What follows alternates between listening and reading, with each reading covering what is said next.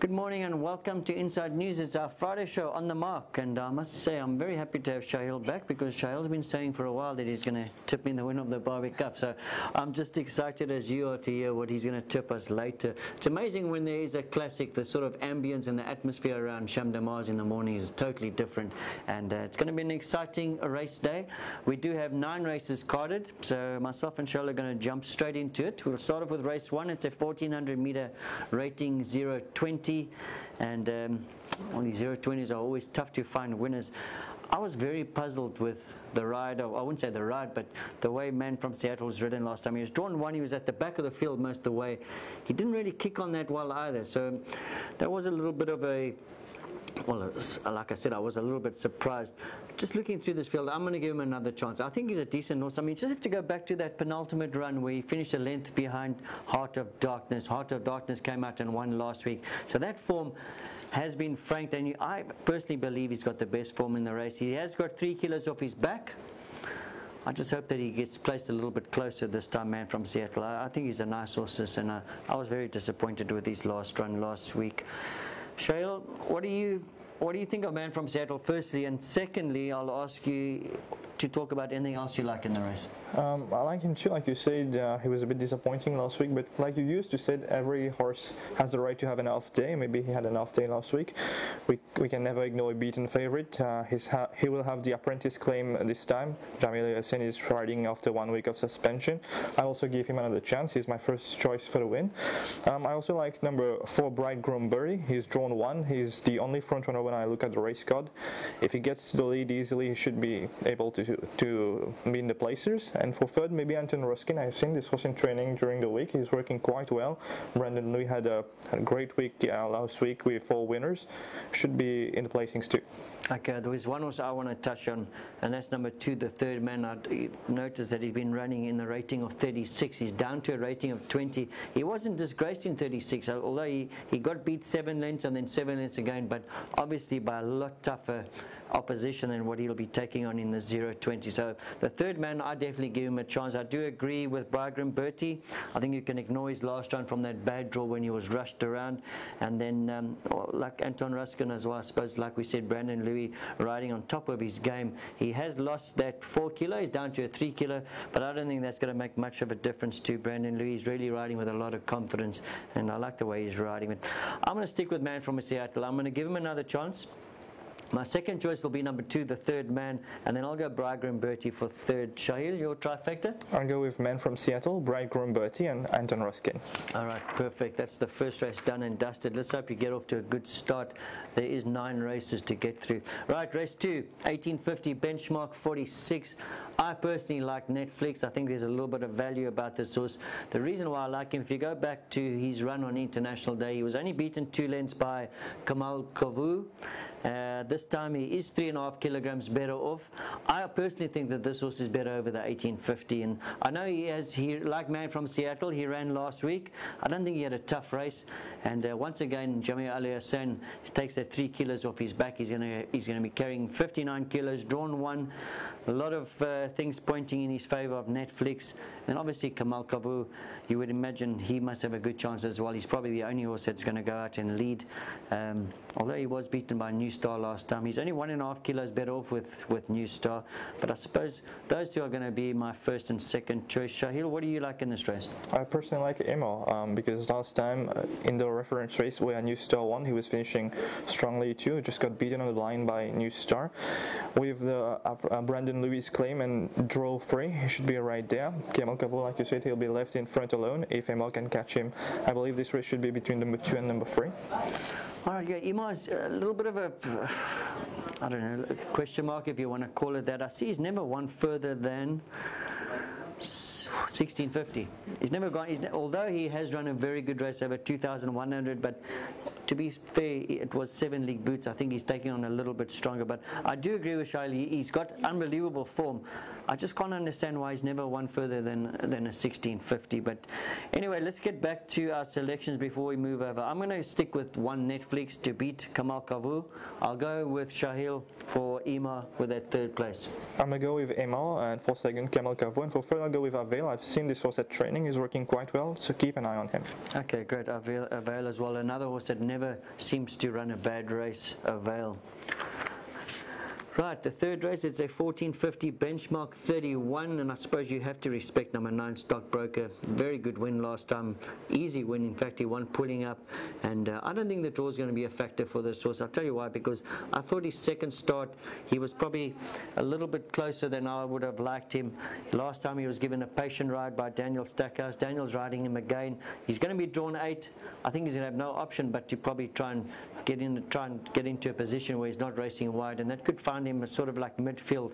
And I think if this horse settles, he will run on strongly. I think he's a nice finisher, this horse. I can tell you, when I left Champ de Mars this morning, I managed to see Stockbroker. He looks like he's in terrific form, and I'm just about going to make him a bank. I wouldn't say I'm not going to bank. He's not my bank of the day, but I think he's going to be a tough horse to beat in this race, Stockbroker. What do you like, Shael? I like him too, Stockbroker. You saw him this morning. I saw him yesterday morning. Like you said, he's kept his good form. He won very well last time out. He's up in class, yes, but he should be very competitive for a young horse like him. I'll also make him my winner. Okay, great. So that's we're agreeing on Stockbroker. For those that want to sort of look beyond that, let's talk about 1 or 2 other horses. It doesn't matter. Drawn 2, Robbie Frad this time. I personally believe that the 1450 will suit him better to the 1600. He's a small horse. I think he's going to run a much better race. It doesn't matter. And my third choice will be AP Strike. Very good run after stepping up to 31. I thought it was a good run. He had quite a bit of racing early on in the season, and I know he's drawn 10, but he's a horse that can come from off the pace, and I suppose he must have a chance in this sort of field. But I'm going to stick with 9 Stockbroker.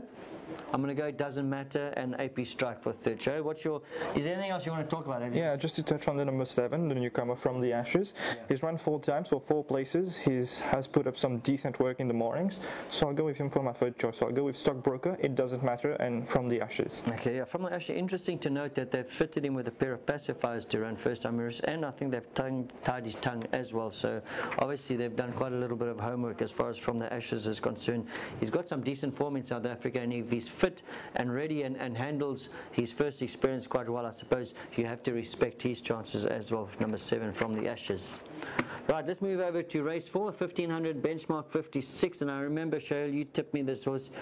I think it was his first start when he ran second. He came out and won very, very easily his next start. I personally think he's going to be too good for this field. I know he's got 61.5 kilos, but if you go back to his first start in Mauritius, very, very good run where he raced one off all the way, never had cover, but he fought Jolly Roger all the way, probably down to the last sort of 25-30 meters until he had enough. I thought that was a very, very good run. And then obviously his win last time, yes, he did have 3 kilos off his back. I think he would have won just as well without the 3 kilos. And I think Chili Con Carne is going to be a tough nut to crack. What do you think about Chili Con Carne? I like him a lot too. He won in an impressive style last time. His first run was in a benchmark 61. This time he's in a benchmark 66, so he still should be very competitive in this kind of field. I don't think the 61.5 will be such a big problem for him. He's got a top chance. Yeah, I agree with you. I think, like you said, his debut was in 61. He's now down to a 56. Although he did win in 51, he had that 3 kilogram allowance. But I think he's special, this horse. I think there's something about this horse. The way he won last time, I think he could go on to win a couple of races in Mauritius. Let's talk about a couple of his opposition. Obviously, Belenos, you have to respect.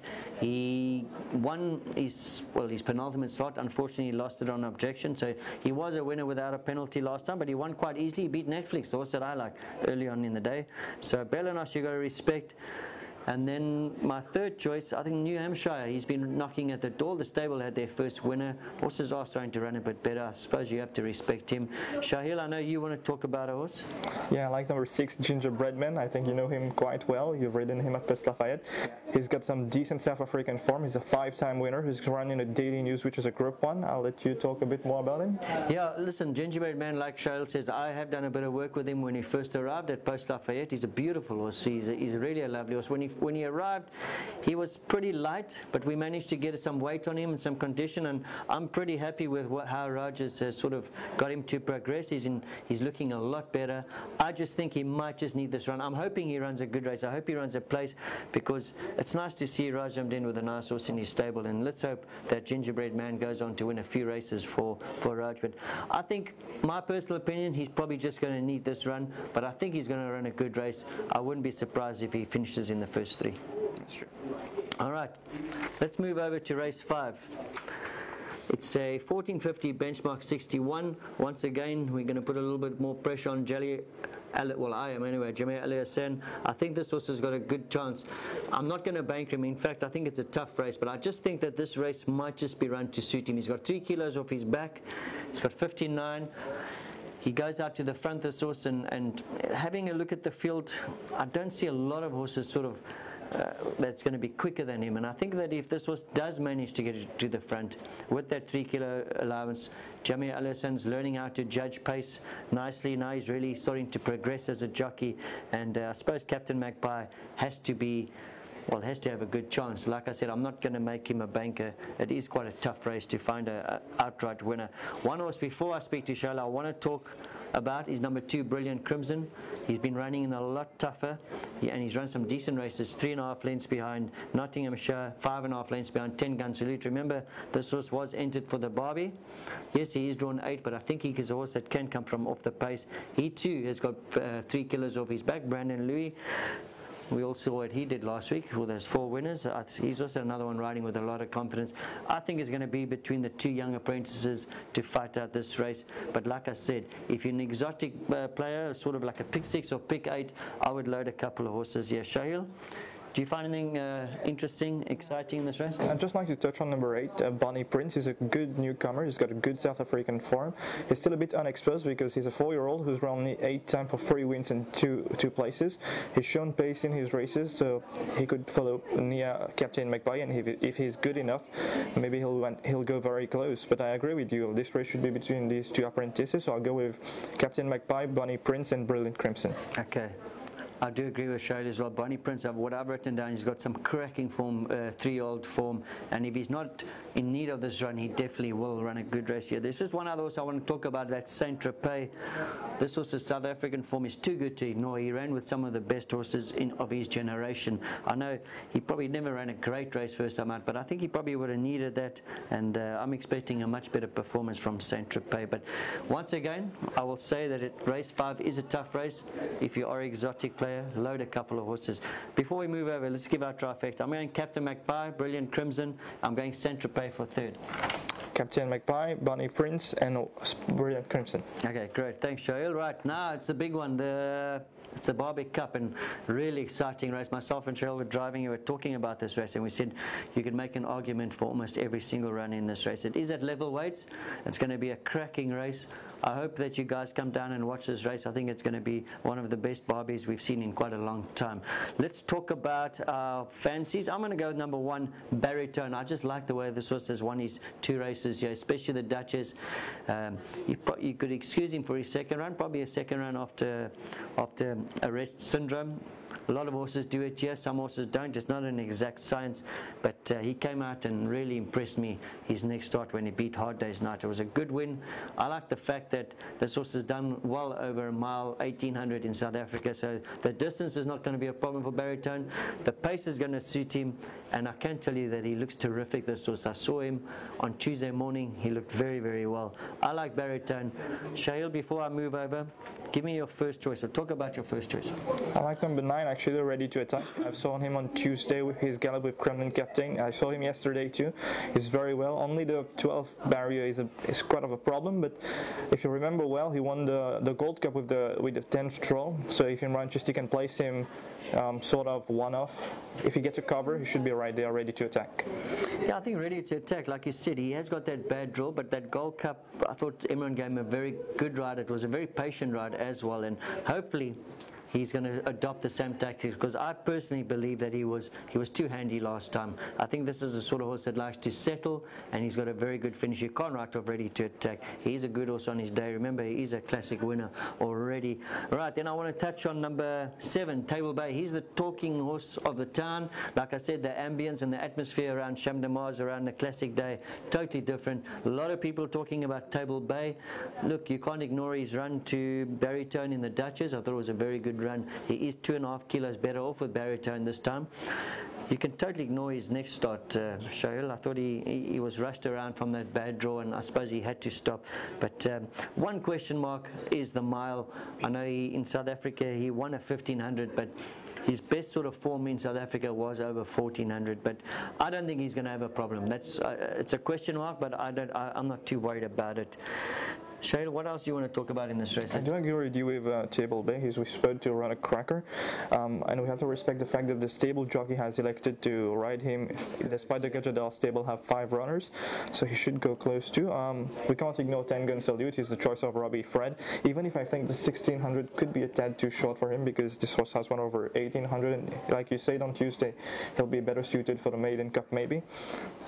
Even Hard Day's Night, we can't ignore him. I think he's the race favorite. With Barrier 2, he'll be in the box seat.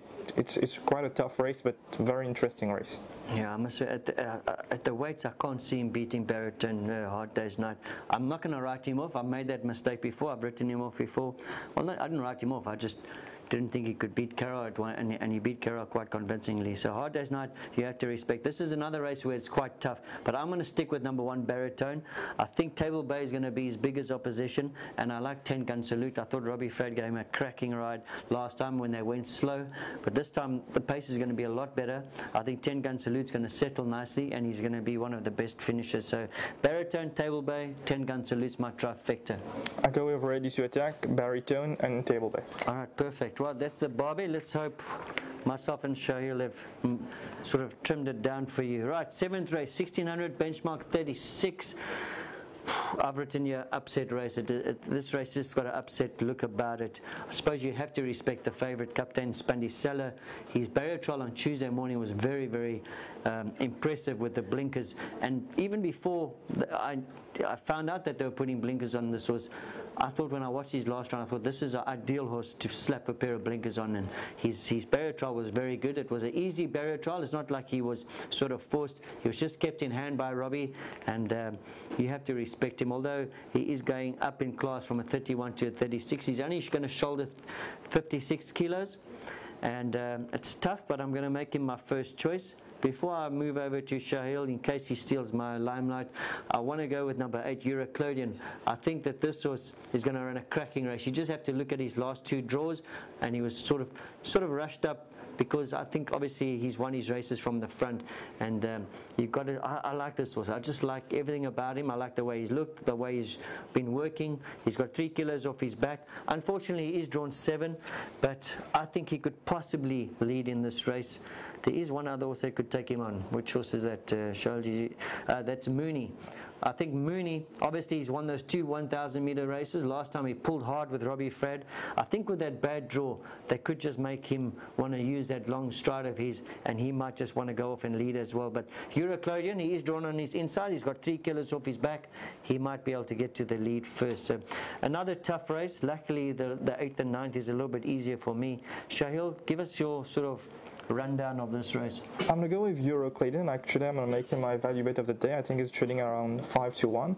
Like you said, he's working really well. He's got decent form. Brandon is riding well from the front. If he can get to the lead, he should be able to dictate the pace well and could be able to win it. Mooney, the fact with Mooney is that I liked him a lot last time. Robbie Fred said that the 1400 was a bit too long, so I'm surprised to see him over a mile this time. Captain Spandicella, like you said, his barrier trial on Tuesday with the blinkers was really good. A horse I'd like to touch on is number 3, Greater Power. Yes, he finished 8th last time, but he wasn't so far off the winner. I saw him at training. He's working quite well, so I just included him at the back end of quartets. All right, great. So it is a bit of a tough race, but I think we both sort of leaning towards Euroclodian. Like Shahil said, he's a decent price, so maybe he's worth a small each way bet.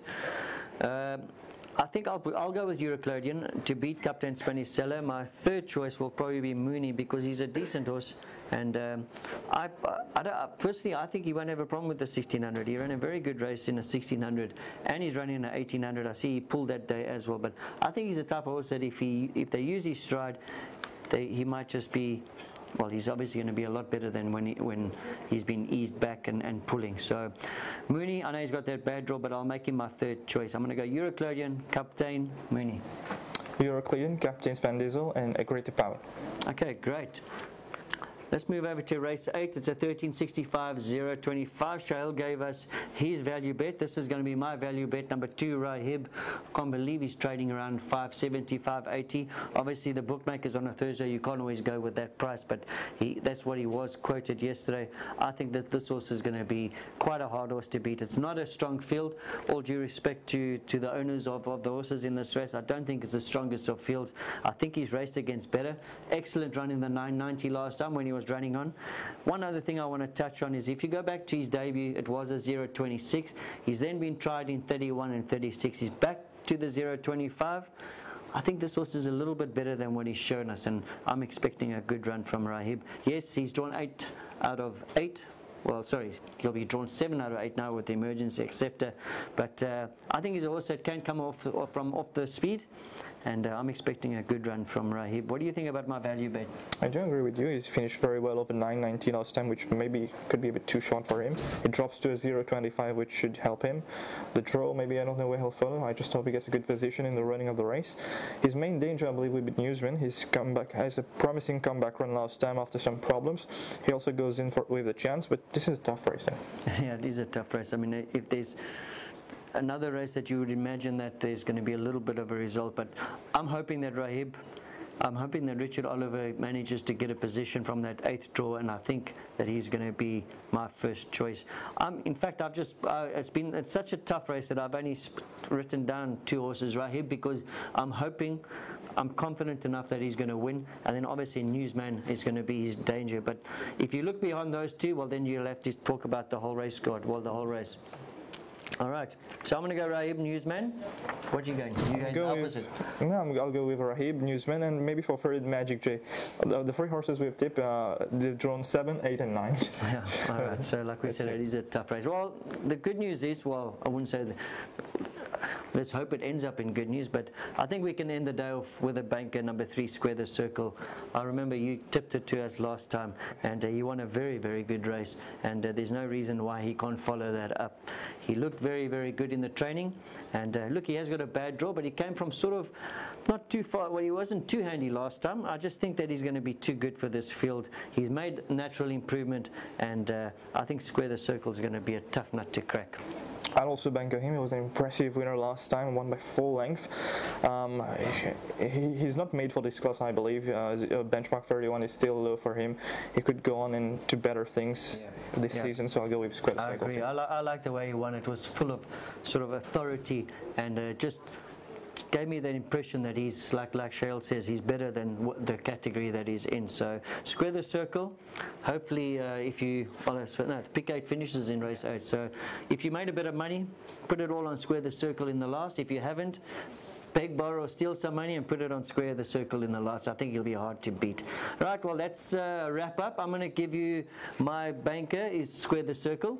My value bet is Euroclodian. I think he's at a decent price, and hopefully you have a good day's racing. Looks like it's going to be an exciting day. Shahil, your banker and your value? My banker is also Square the Circle. My value bet was Euroclodian. Yours was Rahib, actually. Sorry, I beg your pardon. Mine was Rahib. His was for Euroclodian. I beg your pardon. I always get mixed up with my value bet. Yeah. So my value bet is Rahib, not Euroclodian. Shahil's value bet is Euroclodian. All right, great. Thanks again for joining us. Catch up with us on Tuesday. Goodbye. Have a great day's racing.